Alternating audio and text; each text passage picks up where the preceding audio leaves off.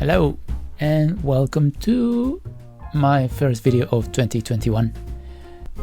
The last video I posted last year was this Christmassy fire loop with some lovely music, and today I'm going to show you how I've made it. So buckle up, here we go.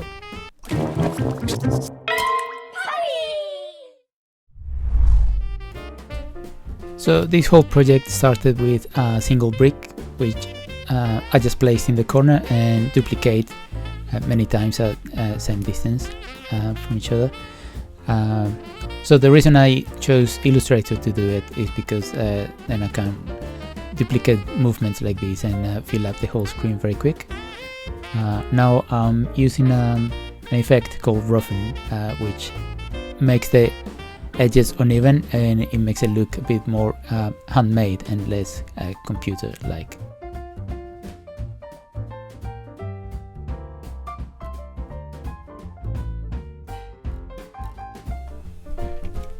And now for the mortar part of the bricks, I just made a giant rectangle and send it to the back and make it a little bit darker. So then I realized all the colors are a bit too even, so to make it a bit more natural, I decided to do a bit of a variation in the colors. So I just choose random bricks here and there in all different positions and slightly modify the RGB values. So not all the bricks are exactly the same color, because you can get that in real life, so it looks a bit more interesting and less clip art.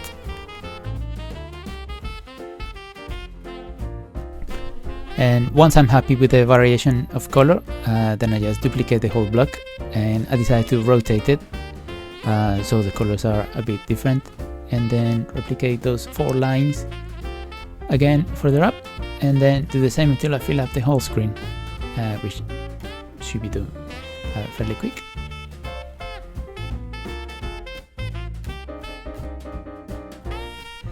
So now you'll notice that you can tell there's a bit of a pattern here, and you can see that zigzagging bit with the darker bricks. So I decided to offset some of them and train these guys a little bit, so you can tell that I've repeated some lines of bricks. Now some people with keen eye might tell that there's some repetition, so I decided to randomly pick some of the bricks and changing the colors manually and try and disguise it a little bit. And we're gonna cover the whole wall with stuff anyway, so we won't be able to see much of that. Now I'm separating a group of bricks from the wall to start building the steps at the bottom of the fireplace. Okay, now that's done. I'm gonna put it here for a bit, and that's on a separate layer, so don't worry, you can't see it there, but it's there. It's not, I haven't lost it, don't worry. Now I draw where I'm going to place the firebox and move things about, put a bit of a drop shadow so we can see the lower step better, and make the firebox darker as well. It's going to be way darker by the time we're finished. Positioning a little bit. Now I'm going to adjust the colors of the mortar behind the bricks a little bit, just trying to avoid that clip art look of vector illustrations, and make it a bit more natural and warm and interesting. Now we zoom in a little bit to start working on the grate. I'm going to make it slightly golden or sort of brass color. I often like using the knife tool to cut the shapes and create a shadow. I just cut along the line where the shadow meets the light and just darken one side, darken the other. So you can just group these 2 shapes and duplicate really quickly in Illustrator. I probably have to flip half of it, otherwise the shadow will look like it's coming from the same direction, but it should really be coming from the center and from behind. Now I'm happy with the grate and the positioning of the firebox. I'm gonna get really close and work on this little detail along the edges, so I don't just cut the bricks so sharp as they are. So you'll see in a second, if we get really close, we just kind of make these indents where the mortar goes, and then later we'll come back and draw a little bit of the bricks sticking out like this. There's probably a more efficient way of doing this, but I kind of got carried away, and sometimes this is kind of therapeutic, so I was just really enjoying myself. So just carry on, a bit of patience, and it's quite satisfying when you see it finished.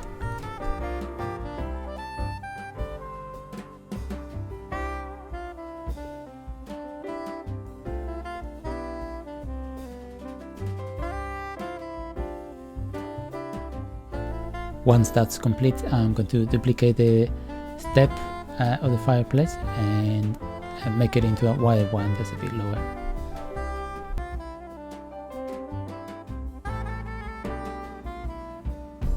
Now I'm going to steal a couple of bricks from here, and well, I'm going to duplicate them and make a brick feature just below the mantelpiece. And now I'm going to use the the warp options and use a style called arc. So try and match the curve of the top of the firebox, and then just now roughen up the bricks a little bit, and then I just play around with this until I think it looks right.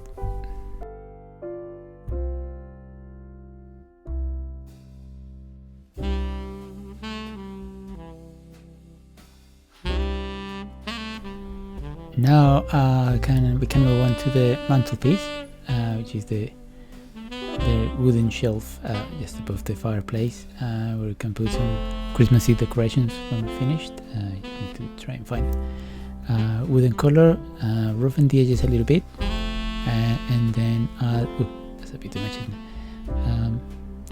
And then a little bit of wooden texture, which I'm just going to paint by hand.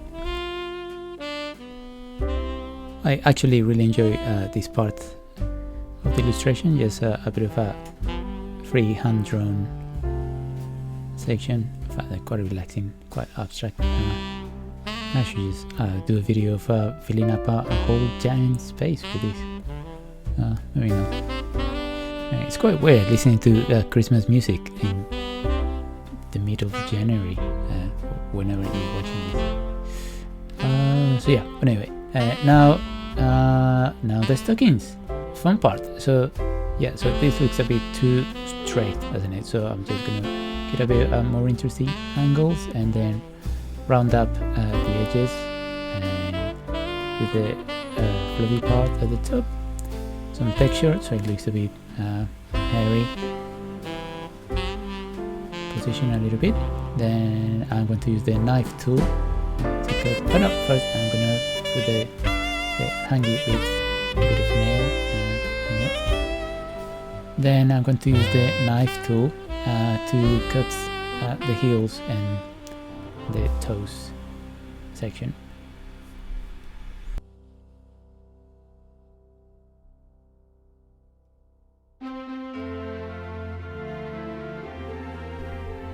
Now we're going to create the tinsel, which this is quite fun to do. We're going to use the special Illustrator brushes to do this. So I just need to do like one part of the tinsel. Just need to rotate, duplicate, make sure the different lengths. So this should be it for the whole thing. You see, so from here it comes to like the whole tinsel. This is the basic part of it. So I just need to drag it into the brushes and create what's called a scatter brush, which you see is actually quite good fun. So I just play around with the settings, which we can adjust later. So I'm just going to speed this up a little bit. So I just draw a rough line above the mantelpiece where that's going to become the tinsel, and then select the options again so I can edit this and I can preview the changes that's doing. and then after I can just modify the path. Okay, so I just modify it so it looks a bit more fluffy and uneven. I think it's looking good. I'm quite happy with this tinsel. It looks very fluffy and thick. Just need to cover the holes. Now a bit of good old drop shadow. We need everything to be cast in a shadow, so it looks a bit more realistic and interesting.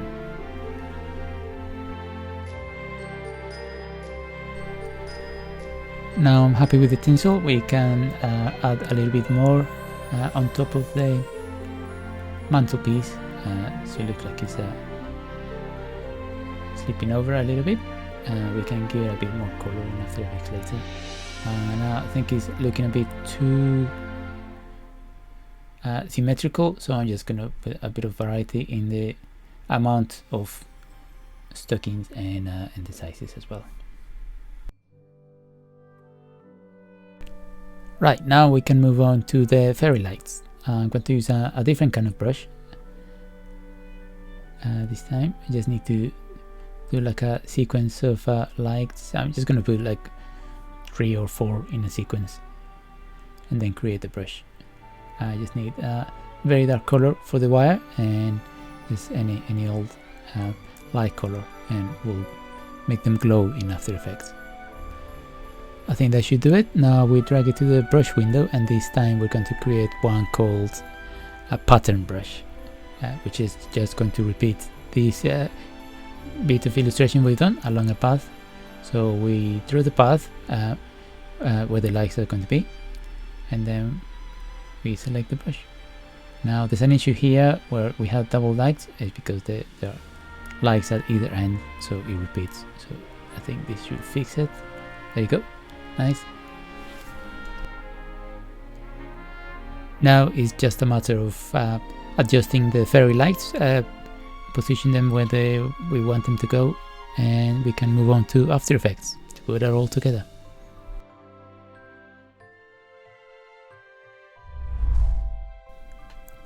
Now the artwork is finished, move on to After Effects. I'm going to start with the fire because that's the most fun thing to do. I'm using a plugin called Particular, which many of you might be familiar with. I'm going to start with a big with a pointer meter down in the middle, and I just need also big circles emitting upwards in at different speeds. So I just play with the settings a little bit. So the sizes, so they start small and then they go really big at the base, and then they get small as they go further up, and maybe with a bit of turbulence in the movement, something like this. I'm gonna put it a bit lower down.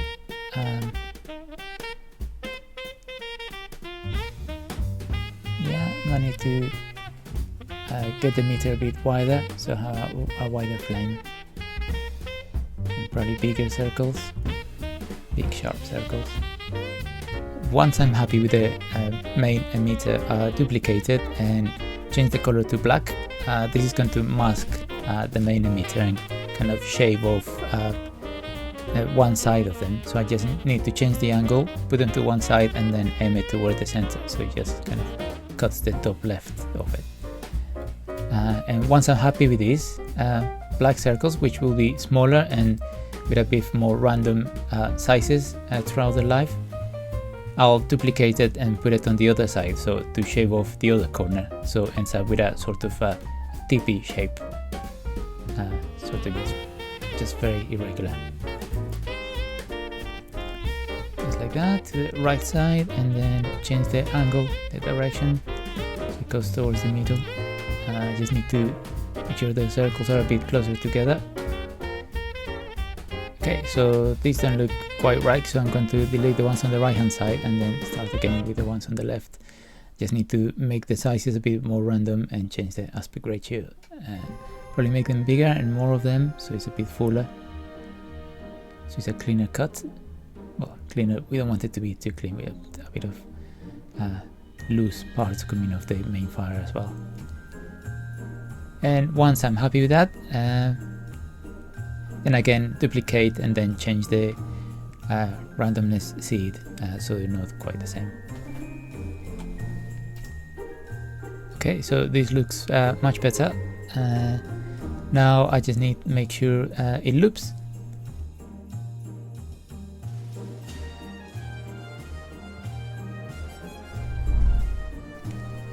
Now we can leave the fire to one side. Now it's finished. We'll bring it up later and then we'll keep tweaking it once it's in place.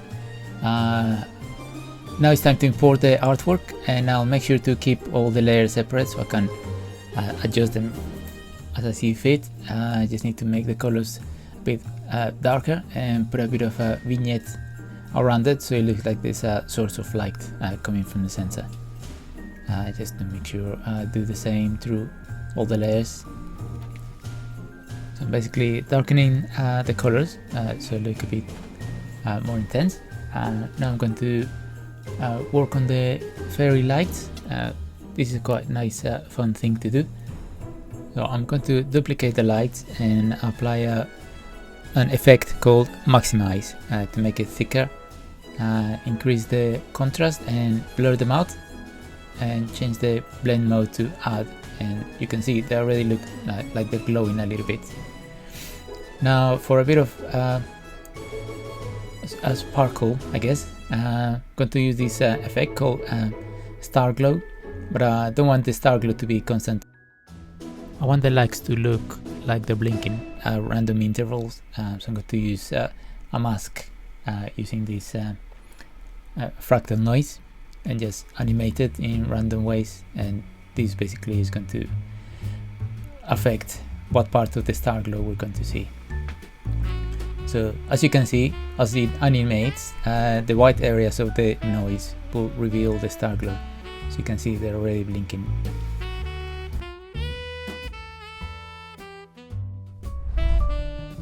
Now let's get back to the fire.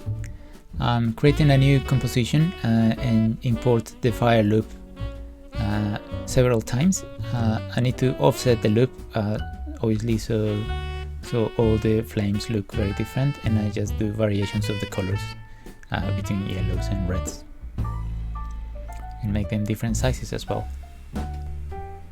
I try to have the bigger and more yellow ones at the back and then smaller and redder ones towards the front.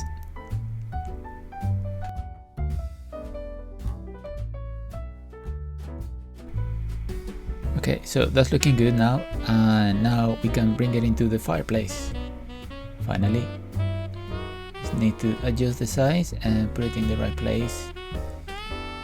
Oh, it's looking lovely.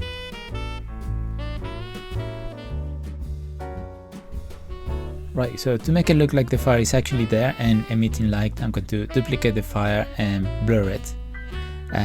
Then I'm going to make a rough mask with the bottom part of the bricks above the fireplace, and they're going to become a mask for this blurred fire, and I'm going to use a blend mode to glow onto the bricks. So there you go, you get the idea.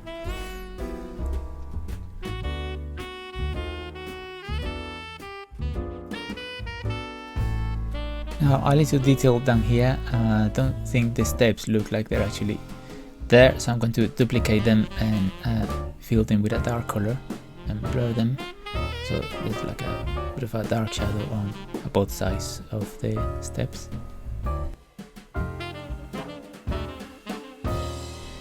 Now that glow on the top of the fireplace is looking really good, but now I need to do the same for the sides, so the side bricks also have their own reflection. So this one is going to be a little bit more subtle. There you go. Don't know if you can see it, but there's a little bit of glow on the sides now as well.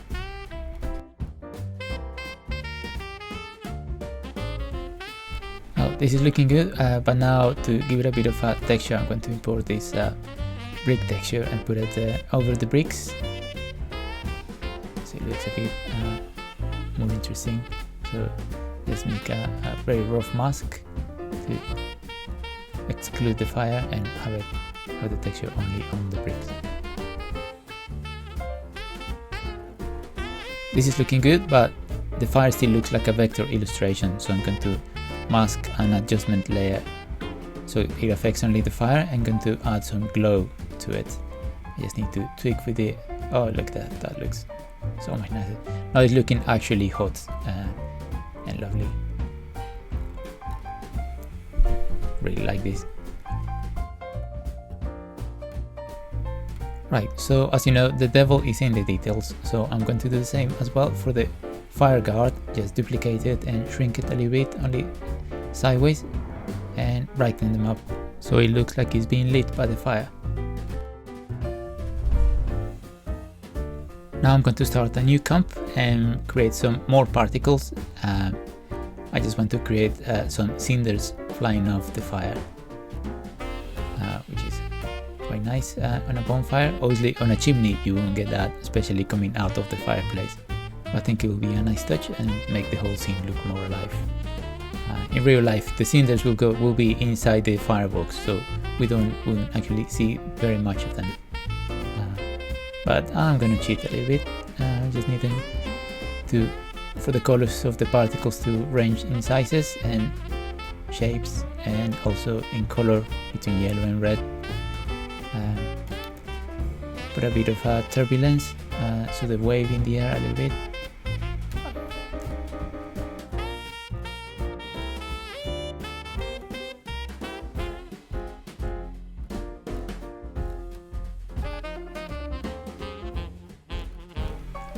Now I just need to make sure it's a loop before I import them. So I make it a bit longer, then split it somewhere half the way. So this is just my technique to make a loop.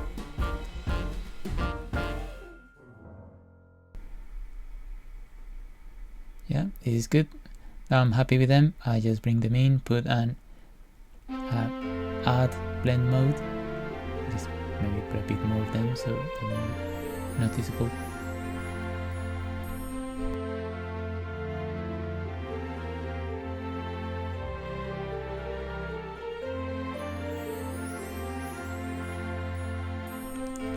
Now I'm going to use a plugin that I really like called Lux, which have these really lovely effects. So I'm going to use these soften edges, a little bit of a chromatic aberration, but only very gentle, and some diffusion, so the whole scene looks a bit more glowy and romantic, and a bit more vignette as well, so it looks brighter in the center and darker towards the edges. Now I'm going to import some stock footage of some bokeh to give it a bit more of ambient, so it looks like there's some lens flares and also like some more fairy lights near the camera. Okay, looks really nice. So I just need to make it sure it loops again. Need to fade the opacity of these two. There you go. Need to make sure it's the same length as the fire loop. And that, ladies and gents, it's it. Just need to make one last bit of adjustment here, so it's a bit more, so red is more visible. There you go. So it's done. Now you can go grab yourself a cup of hot chocolate or whatever hot drink you prefer. Put some nice music and relax. I hope you enjoyed watching the process of how I've put this together. This was never intended to be a tutorial. This is why I didn't go any slower, showing you step by step how I've done it. In the animation world, there are many ways to achieve the same result, and this is just mine, which I wanted to share with you. I hope you like it. Until next time, bye!